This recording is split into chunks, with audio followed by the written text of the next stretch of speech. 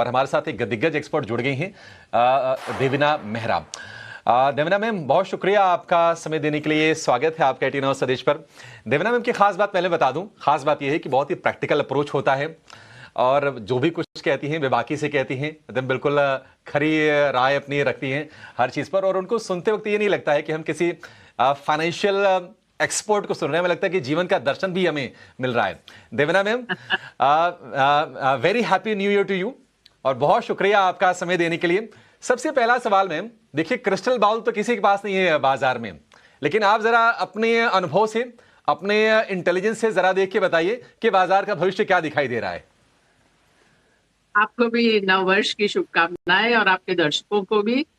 और वैसे मैं इंडेक्स का तो कभी भी प्रोजेक्शन नहीं देती हूँ, ना जनवरी में ना नए संवत के शुरू में, बिकॉज वो एक चीज है जो जी किसी को नहीं मालूम रहती। और डेटा भी यही दिखाता है कि कोई भी एक्सपर्ट आसपास भी नहीं होता है। अगर आप हर साल का उनका एस्टिमेट सुने और हुआ क्या वो देखें, तो उसमें आप चाहे जितने भी बड़े नाम आपने दुनिया में सुने होंगे, कोई भी ठीक नहीं बैठता है। और लेकिन मैं एक दो चीज जो अगर मैं कहूँ जो संकेत है, एक तो मैं कई बार बोलती हूँ कि sentiment is a Contra indicator. उसका मतलब ये है कि जब बहुत खुशहाली का माहौल होता है, जब लगता है कि पैसा बनाना बहुत ही आसान है, जैसा कि आप 2024 के पहले 8-9 महीने देखें तो वो स्थिति थी जब सबको लगता था कि 30% कंपाउंडिंग तो कहीं गई ही नहीं है। तो उस समय आपको सतर्क रहने की जरूरत होती है। उस समय आपको सोचना चाहिए कि मैं ठीक कर रही हूँ कि नहीं। लेकिन अब जब मैं देखती हूँ आसपास, इवन जो एक्सपर्ट आते हैं या फंड मैनेजर्स, आजकल बहुत सारे लोग रिस्क गिनवा रहे हैं। मतलब कि सेंटिमेंट है कि क्या रिस्क है, रादर देन कि बहुत अच्छा क्या होने जा रहा है। तो जब माहौल थोड़ा उस तरह का होता है कि थोड़ा आप सोच रहे हैं, थोड़ा भय है, थोड़ा सोच रहे हैं कि एसआईपी रोक ही दे क्या, तो उसके बाद वाला रिटर्न जो होता है वो औसत से ज्यादा होता है। तो उस हिसाब से मैं कहूंगी कि जो एक तरह से प्रोबेबिलिटी है वो बेहतर परफॉर्मेंस की है 2026 में।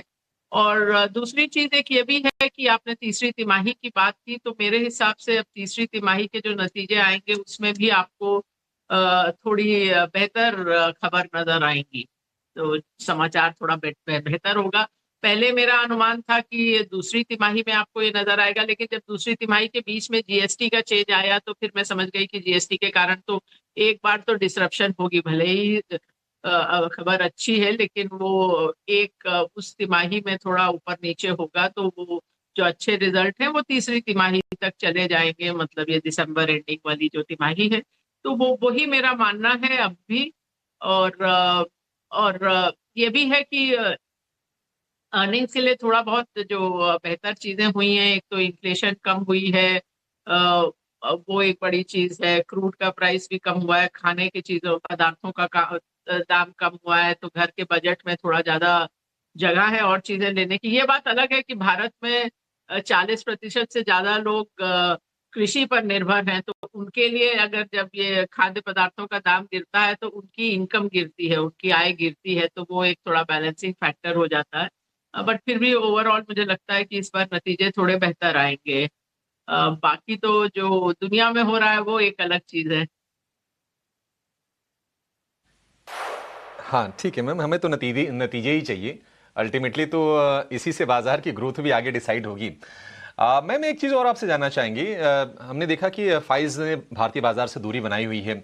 पिछले साल में लगभग 1.5 लाख करोड़ रुपए के आसपास का नेट आउटफ्लो रहा और बहुत सारे लोगों ने ऐसा कहा कि अब चूंकि भारतीय बाजार में वैल्यूएशंस हाई हैं, 22-23 का निफ्टी का पी है और इसके चलते फाइज बाहर जा रहे हैं और जहां पर बेहतर उनको ग्रोथ मिल रही है वहां पर पैसे लगा रहे हैं। आपको लगता है कि ये Q3 के नंबर्स, ये जो वैल्यूएशन वाले जो कंसर्न है, उसको कुछ हद तक दूर करने का काम करेंगे? देखिए, एक दो चीजें हैं। एक तो भारतीय बाजार का अगर आप पीई के हिसाब से देखें तो वो हमेशा से ही महंगे रहे हैं बहुत सारे और बाजारों से।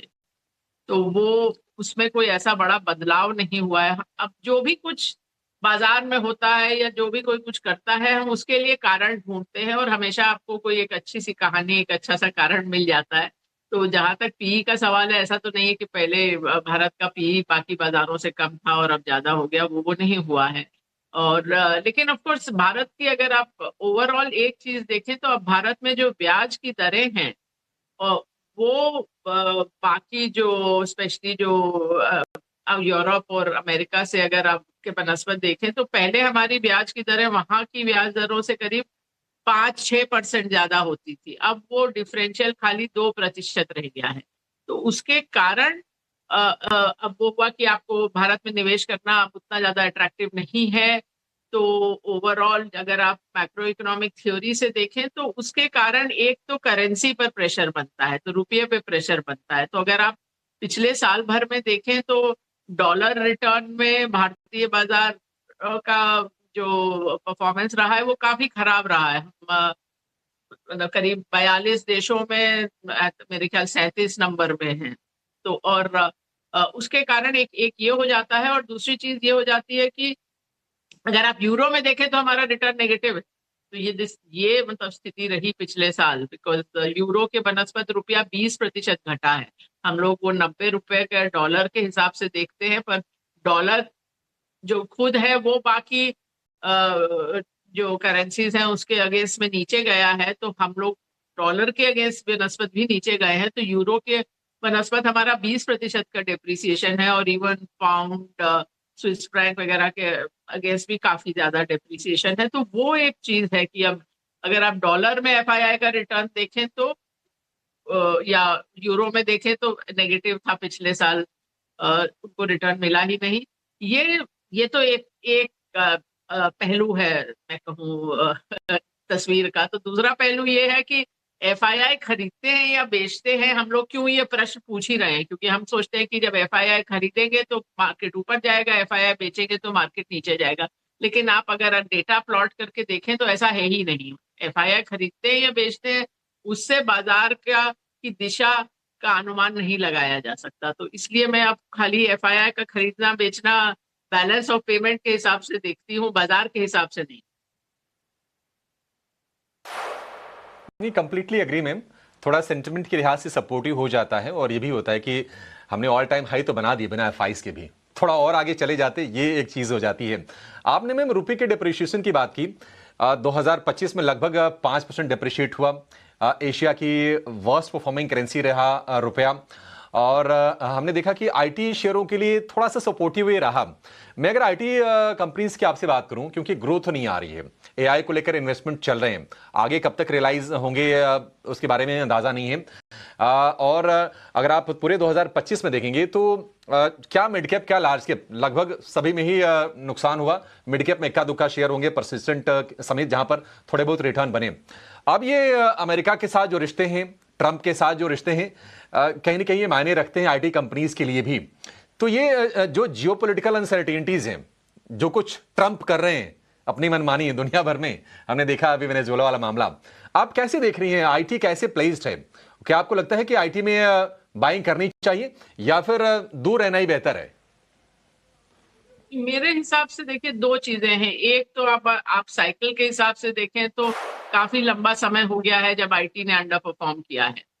तो मुझे लगता है कि अब फिर से वैसी स्थिति है कि अब अगले पीरियड में कुछ आउट परफॉर्मेंस आएगा। अभी फिलहाल हमारे पीएमएस में आईटी में हमारा निवेश मतलब थोड़ा ओवरवेट है, बहुत ज्यादा ओवरवेट नहीं है, थोड़ा बेंचमार्क से थोड़ा ज्यादा वेट है। और अभी पिछले रीबैलेंस में थोड़ा लार्ज कैप से मिड कैप की तरफ गए हैं। लेकिन ओवरऑल जो मैं आईटी का बोलूँ, मैं कल ही एक आईटी सर्विसेज के सीनियर पर्सन से बात कर रही थी, तो रहे थे कि देखिए एक तो हुआ था कि बड़ा निवेश हुआ डिजिटल और आईटी में कोविड के बाद, तो कुछ थोड़ा ज्यादा ही निवेश हुआ।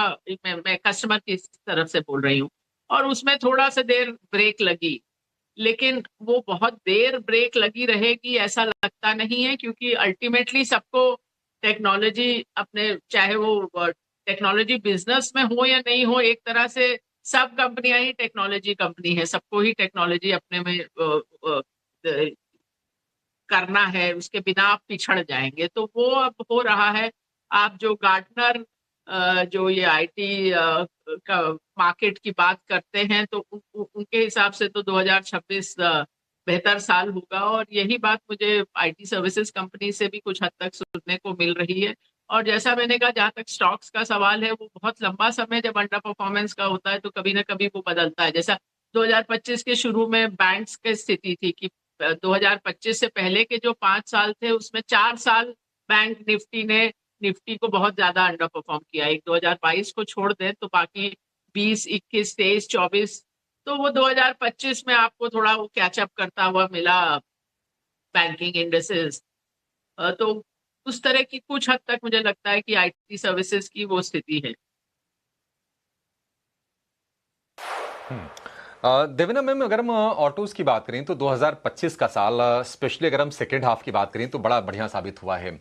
और जो दिग्गज कंपनीज हैं अपने अपने सेक्टर की, मारुति ने मैंने देखा कि 40 से 50% की रिटर्न डिलीवर किए। उसके बाद आयशर में भी लगभग 45% के आसपास के रिटर्न रहे पिछले साल में। जीएसटी का टेलविंड है, डिमांड इंटैक्ट है, नए लॉन्चेस हो रहे हैं। तो आपको क्या लगता है कि 2026 में भी जो आउट परफॉर्मेंस ऑटो का है, क्या वो जारी रहेगा, या फिर जो कमोडिटी प्राइसेस में हमने उछाल देखा है एक कंसर्न हो सकता है? देखिए, एक तो मैं एक साल का तो मैं नहीं कह सकती हूँ, क्योंकि हम लोग हर तिमाही पे एक बार फिर से देखते हैं कि जहां हम लोगों ने निवेश किया वो ठीक है कि नहीं। अगर मैं लगभग 2 साल से देखूं, 2024 के शुरू से, तो तब हम लोगों ने 2024 के शुरू से हम ऑटो कंपोनेंट्स में पहले ओवरवेट हुए, और 2025 में ऑटो कंपोनेंट्स के अलावा ऑटोज में भी ऐड किया। तो ये सेक्टर में हम लोग ओवरवेट रहे हैं 2 साल से, ऑटो कंपोनेंट्स को अगर आप साथ में देखें, और अभी भी ओवरवेट है। तो अभी भी हम लोग को लगता है कि ये सेक्टर अच्छा ही कर रहा है।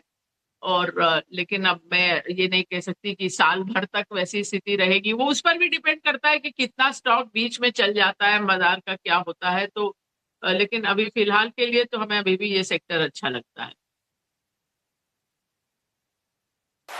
ठीक है, सेक्टर बेहतर लग रहा है। देवेना मैम, देखिए नए साल की शुरुआत हो गई है।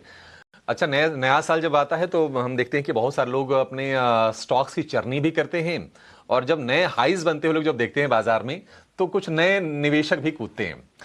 आप जरा यहां से ना थोड़ी सी मोटा मोटी प्लानिंग करवा दीजिए मैम। अगर मान लीजिए किसी को 1 लाख रुपए डालना हो, तो एसेट एलोकेशन इक्विटी में कैसे करें? कौन कौन से सेक्टर आपको लगता है कि वहां पर ज्यादा एलोकेशन होना चाहिए, और कहां पर थोड़े मॉडरेट रखने चाहिए अपने एक्सपोजर को? देखिए, आपने नए साल की बात की, तो मैं सबसे पहले जो नए निवेशकों के अलावा जो निवेशक पहले से हैं, उनको सबसे पहले एक तो देखना चाहिए कि अभी आपका एसेट एलोकेशन कहाँ है। तो आपने वो चीज सोच समझ के करी भी है कि ऐसा होते होते ये खरीदा, वो खरीदा, कहीं से कुछ सुना और अब आप यहाँ पर हैं। दूसरी चीज ये है कि जितने भी पुराने निवेशक हैं, मैं उनको ये कहूंगी कि अपना जो डीपी स्टेटमेंट उठाएं, और जो ऊपर के जो आपको सबसे अच्छे लगते हैं वो 5, 7, 8, 10 स्टॉक को छोड़ें, और डीपी स्टेटमेंट के अंत तक जाएं। तो उसमें आपको बहुत कुछ मिलेगा। जो अब किसी समय आपने कुछ सोच के लिया था, लेकिन अगर मैं स्पष्ट शब्दों में कहूँ तो जो अब पूरा हो गया है, तो अब उसको आप वो सब चीजों को निकालिए, और तब आपके पास जो कैश आएगा उसका प्रॉपरली निवेश करिए। तो ये मेरी सबसे बड़ी सलाह नए साल के लिए होगी कि जो चीज आप जिसको आप देखना नहीं चाहते हैं उसको कृपया करके देखिए, और अगर उसका कोई सेंस नहीं है तो उसमें से निकल जाइए। ये हमेशा होता है कि पिछली बुल मार्केट की जो बची खुची चीजें रह जाती हैं, वो होते होते आपके पास बहुत कुछ इस तरह का होता है जो नहीं होना चाहिए पोर्टफोलियो में। और उसी स्टॉक से ये मत सोचिए कि वो मैंने 100 में खरीदा था, अब 70 हो गया, जब वो 100 होगा तब मैं उसमें से निकलूंगी, क्योंकि वही एक बड़ा ट्रैप है। मार्केट को कोई इंटरेस्ट नहीं है कि आपने 100 में खरीदा था वो स्टॉक। अगर उसका कोई सेंस नहीं है 70 पे, अगर आप 70 पे उसको आज के डेट में नहीं खरीदेंगे तो प्लीज उसको होल्ड भी मत करिए, निकल जाइए। जहां तक सेक्टर्स का सवाल है, अभी मैं आपको बता सकती हूँ अभी हमारे पीएमएस में कहाँ कहाँ ओवरवेट है। मैंने ऑटो कंपोनेंट्स का बताया। दूसरा, फार्मा हेल्थ केयर, जो भी हम लंबे समय से ओवरवेट है, जिसका 2025 में उतना अच्छा रिटर्न नहीं आया, पर अभी भी हम लोग को वो अच्छा लगता है। बैंकिंग में हम ओवरवेट नहीं है, लेकिन 2025 में हमने जितना वेट होता है जनरली हमारे पोर्टफोलियो में, उससे बढ़ाया, पहले पीएसयू बैंक्स में और अंत में थोड़ा प्राइवेट सेक्टर में भी। जिस सेक्टर में शायद हमारा निवेश नहीं के बराबर था, जहां अभी हम लोगों ने पिछले 3-4 महीने में निवेश किया है, वो है ऑयल मार्केटिंग कंपनीज। ओवरवेट तो नहीं है, पर वहां हमारा निवेश है। और बाकी तो मोस्टली बॉटम अप टाइप के हैं, केमिकल्स में भी है, एफएमसीजी, हाँ एफएमसीजी एक और सेक्टर है जहां अब हम ओवरवेट हैं। मतलब वो 2025 में बढ़ता गया है, उसका वेट हमारे सिस्टम्स को अच्छा लगा। और वो उसमें पार्टली वही जो मैं कह रही हूँ कि अर्निंग्स बेटर होंगी, कि आपका रेवेन्यू और मार्जिन दोनों पे जो बीच में डेवलपमेंट्स हुई हैं, दोनों उसके लिए बेहतरी की तरफ ले जाते हैं। देवेना मैम, एक और चीज आपसे जानना है। बहुत सारे ऐसी नई थीम्स थी जिनको लेकर चर्चाएं काफी हुई हैं। हाइप बहुत ज्यादा क्रिएट हुआ। हाइड्रोजन हो गया, रिन्यूएबल हो गया, उसके पहले प्लेटफॉर्म स्टॉक्स हो गया, ईवी की बात हुई। रिसेंटली हम देख रहे हैं कि एआई की खूब बातचीत हो रही है। मतलब चर्चाएं तो खूब हो रही है, इन्वेस्टमेंट भी कमिट किए जा रहे हैं। अब आगे किस तरह की ग्रोथ होगी ये तो भविष्य में है। आपको क्या लगता है कि कहां पर ओवर हाइप की सिचुएशन है और थोड़ा सा ना कॉशियस रहना चाहिए? ज्यादातर इस तरह की जो हाइप होती है वो ओवर हाइप ही होता है। मैं ये कहूँ आपको, तो ज्यादातर जिस थीम के पीछे आप भागने लगते हैं, जो क्योंकि ये जो नई टेक्नोलॉजीज होती हैं उसमें आप एक चीज समझ लीजिए कि कौन सी टेक्नोलॉजी सफल होगी, कितना समय लगेगा उसको सफल होने में। अगर सफल हो भी गई तो कौन सी कंपनी अच्छा करेगी, उस कंपनी ने रेवेन्यू बना भी लिया तो उसमें इन्वेस्टर का रिटर्न बनेगा या नहीं, उसमें बहुत लेवल पर रिस्क और अनसर्टेनिटी रहता है। तो आप ऐसे कोई जीनियस नहीं है कि आपको ऐसा कुबेर का खजाना मिल जाएगा जो किसी को नहीं मालूम है और आप उसमें बहुत पैसा बना लेंगे। तो आप मतलब रिस्क बहुत ज्यादा ले रहे हैं, और इन्वेस्टिंग मेरे हिसाब से निवेश हमेशा रिस्क को लिमिट करने का गेम है। तो आपको पहले इसी लिहाज से खेलना होता है कि मेरे कैपिटल पे कोई बड़ा हिट नहीं लगे। और इस तरह के जो छक्के के चक्कर में आप बैट घुमा रहे हैं उसमें आपके आउट होने का ज्यादा डर रहता है। तो ये सब चीज अधिकतर टाइम, और जब तक आपको ये मालूम चलता है तब तक वैसे भी वो थीम काफी चल चुकी होती है। तो जो उसमें अगर कुछ था भी तो वो बहुत कम चांस है कि वो वाला जो अपसाइड है वो आपको मिलेगा। फिर आप फोमो में इन्वेस्ट करते हैं, फियर ऑफ मिसिंग आउट, कि मेरे दोस्त ने बना लिया इस थीम में और एटलीस्ट वो कह रहा है पार्टी में कि मैंने बना लिया, तो मैं भी इसमें घुस जाऊं, अगला इसमें जो एनएफओ आएगा उसमें घुस जाऊं। वो मत करिए। तो अपने जो खून पसीने की कमाई है उसको थोड़ा सा ध्यान से उसका निवेश करिए। हम लोग अक्सर एक मोबाइल फोन खरीदने में ज्यादा रिसर्च करते हैं और स्टॉक खरीदने में बहुत कम से। हाँ, नहीं नहीं, ये तो करना पड़ेगा लोगों को। मोबाइल फोन में लोग जितनी करते हैं, सही में 15,000 रुपए का फोन लेना होगा तो 15 दिन सर्च करेंगे। लेकिन अगर 15,000 रुपए डालने हो मार्केट में तो किसी कहे पे डाल देंगे। ये आपने बिल्कुल सही 15 कहा मैम। हजार क्या, डेढ़ मेटल्स को लेकर डेढ़ भी लाख आपसे डाल व्यूज। देंगे। हाँ हाँ हाँ, सही कह रही हैं आप मैम, बिल्कुल आपसे इत्तेफाक रखते हैं। तो ये थोड़ा सा ना जो निवेशक हैं, इनको समझना पड़ेगा कि नहीं, आप ना अपनी अपनी रिसर्च पक्की करें। किसी कहीं सुने के आधार पर ठीक है, कोई हो सकता है कोई बहुत इंटेलिजेंट हो, लेकिन जब तक आप नहीं किसी चीज को समझ रहे हैं आपको बुलिश नहीं होना। मेटल के बारे में भी आपसे मैम आपसे राय लेना चाहेंगे। गजब का आउट परफॉर्मेंस रहा है। मेटल की अप साइकिल हम देख रहे हैं कि ये जारी है। प्रोडक्शन कंस्ट्रेंट्स हैं, डिमांड इंटैक्ट है, और प्राइजेस में जैसे आग लगी। अगर निफ्टी मेटल की बात करें तो लास्ट ईयर निफ्टी के मुकाबले 3 टाइम्स रिटर्न रहे निफ्टी मेटल के। क्या आपको लगता है कि ये जो प्राइस अप्रिशिएशन का जो दौर है मेटल में ये जारी रहेगा, या फिर अब थोड़ा सतर्क हो जाना चाहिए और अगर पैसे बने हैं तो प्रॉफिट टेकिंग के बारे में भी सोचना चाहिए?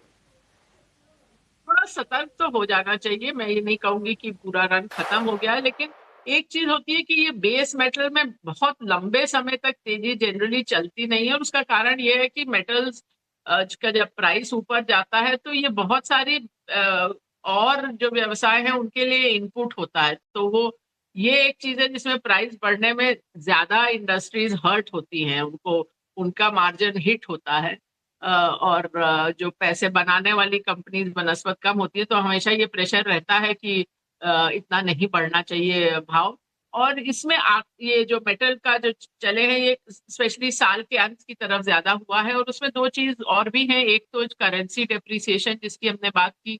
तो चाहे आप मेटल निर्यात नहीं कर रहे हो, लेकिन मेटल का जो भाव होता है वो हमेशा जो अंतर्राष्ट्रीय बाजारों में डॉलर प्राइस होता है उसी से निर्धारित होता है। तो इसलिए अगर रुपया गिरता है तो जो भारतीय कंपनी है उनका रियलाइजेशन बढ़ जाता है। थोड़ा ये भी है कि कोकिंग कोल का भाव भी घटा था तो उससे भी मार्जिन में थोड़ा हेल्प मिली।